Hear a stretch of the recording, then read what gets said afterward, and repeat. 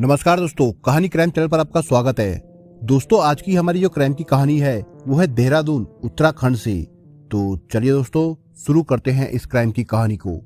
स्नेहलता और अमित पार्ले का प्यार कॉलेज के समय का था, जो उन दोनों की अलग अलग शादी हो जाने के बाद भी जारी रहा। उस दिन देहरादून कोर्ट में काफी गहमा गहमी का माहौल था।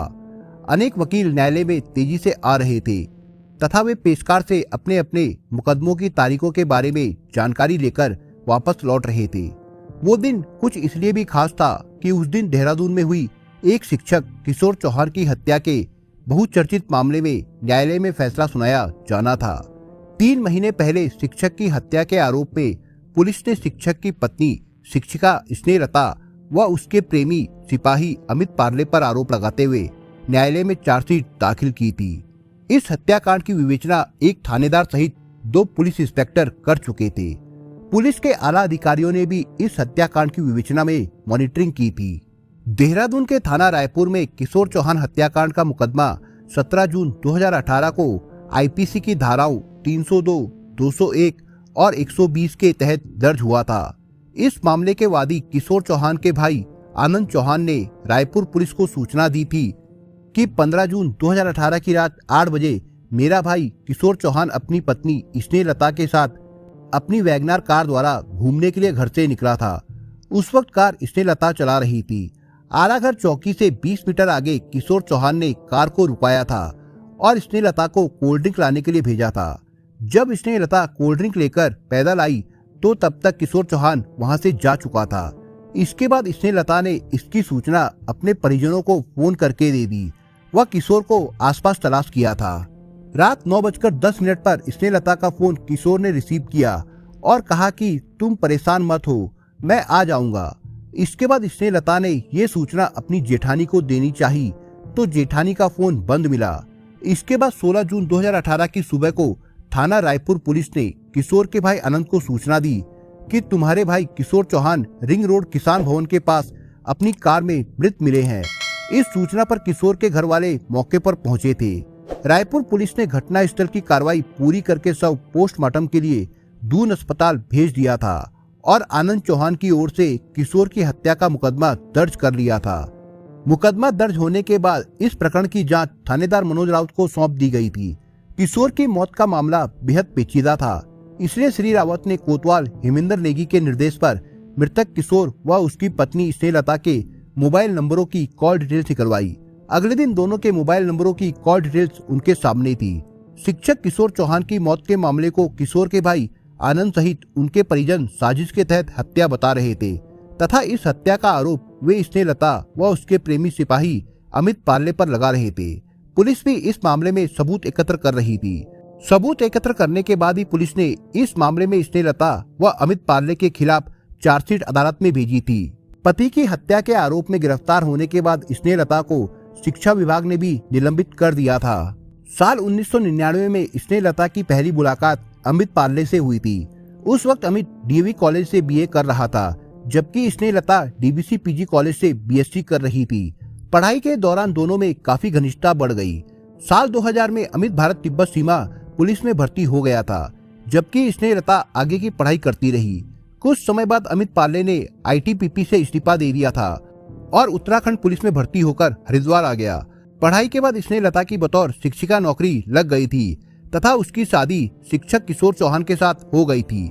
उस वक्त स्नेहलता राजकीय इंटर कॉलेज शिवाली घाट ऊखीमठ रुद्रप्रयाग में तैनात थी तथा किशोर चौहान जीआईसी सजवान कांडा देवप्रयाग में तैनात थे। इसके बाद स्नेहलता 2 बच्चों की मां बन गई थी। अमित पार्ले से स्नेहलता की अक्सर बातें होती रहती थी। वर्ष 2004 में अमित पार्ले की भी शादी हो गई तथा वर्तमान में वो 2 बेटियों व 1 बेटे के पिता हैं। इसके बाद स्नेहलता व अमित पार्ले का प्यार परवान चढ़ने लगा था। अक्सर अमित पार्ले जब स्नेहलता से मिलने आता था तो वो किशोर चौहान से भी मिलता था। जब किशोर चौहान को स्नेहलता व अमित पार्ले के प्रेम संबंधों की जानकारी हुई थी तो उन्होंने इसका विरोध किया था। जब स्नेहलता किशोर चौहान के समझाने पर भी नहीं मानी तो परेशान होकर किशोर चौहान डिप्रेशन में रहने लगे थे और शराब को ही उन्होंने अपना सहारा बना लिया था। 15 जून 2018 को घटना वाले दिन स्नेहलता खुद कार चलाकर अपने पति को रिंग रोड पर लेकर पहुंची थी। बाद में अगले दिन सुबह किशोर चौहान कार में ही मृत मिले थे। किशोर चौहान के भाई आनंद चौहान ने किशोर की मौत का मुकदमा थाना रायपुर में दर्ज कराया था और उनकी मौत का शक उनकी पत्नी स्नेहलता व उसके प्रेमी सिपाही अमित पार्ले पर जताया था। मामले की जांच थानेदार मनोज रावत तथा कोतवाल हेमेंद्र नेगी द्वारा की गई थी। इस दौरान पुलिस ने स्नेहलता के मोबाइल नंबर की कॉल डिटेल्स निकलवाई थी। किशोर चौहान की पोस्टमार्टम रिपोर्ट में मौत का कारण दम घुटना तथा शरीर पर लगी चोटें बताया गया था। इसके बाद किशोर चौहान की मौत के मामले में एसओजी टीम के प्रभारी पीडी भट्ट को भी लगा दिया गया था।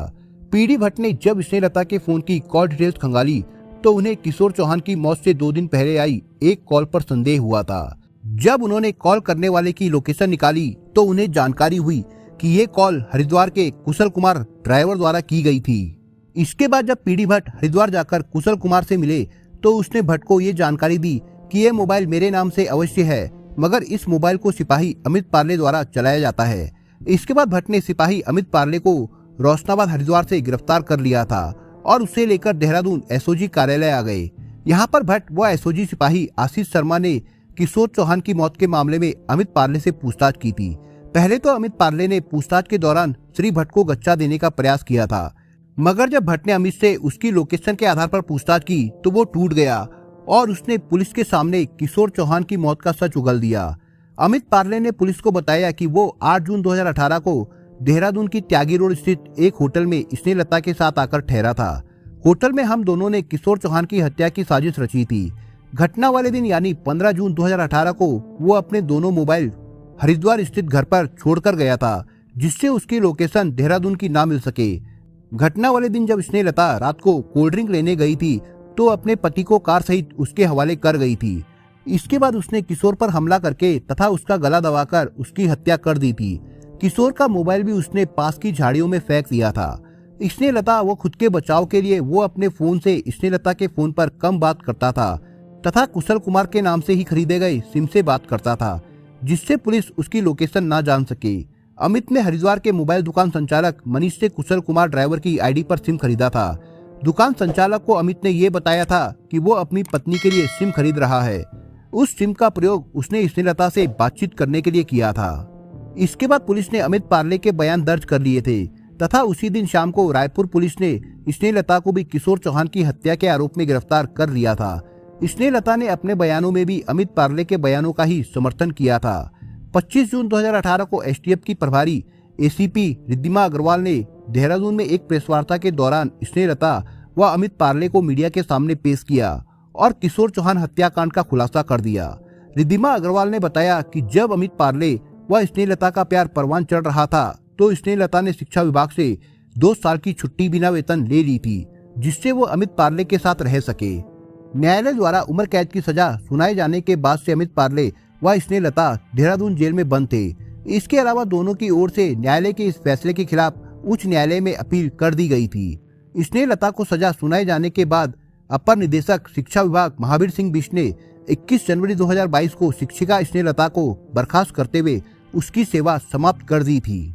दोस्तों, इस कहानी के बारे में आपके विचार क्या है, हमें कमेंट बॉक्स में जरूर बताएं। और दोस्तों, अगर आपको हमारा काम पसंद आया हो तो वीडियो को लाइक शेयर जरूर करिए। और अगर आपने अभी तक चैनल को सब्सक्राइब नहीं किया हो तो जाने से पहले चैनल को सब्सक्राइब जरूर करिए। दोस्तों, धन्यवाद।